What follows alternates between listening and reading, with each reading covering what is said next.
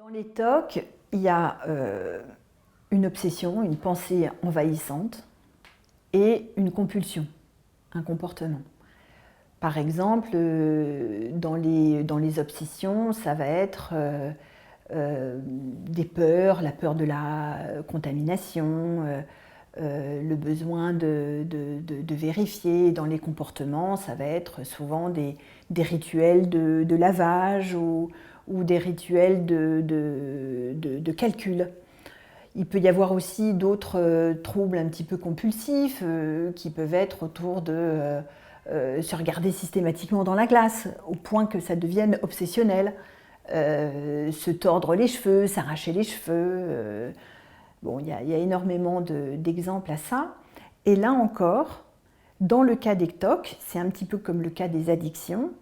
Ce que nous dit Luc Nicon, qui a mis en évidence cette régulation émotionnelle, c'est que la plupart du temps, le préalable à ce comportement de substitution, c'est une émotion qu'on veut court-circuiter, qui est complètement court-circuitée par le cerveau, donc dont on n'est absolument pas conscient, et on a mis derrière une réaction de substitution pour ne pas vivre l'impulsion émotionnelle préalable.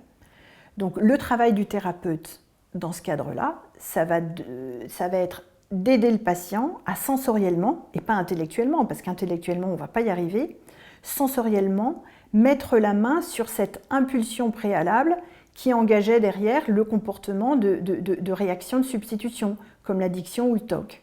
À partir du moment où on tope l'impulsion émotionnelle préalable, eh bien, le TOC disparaît.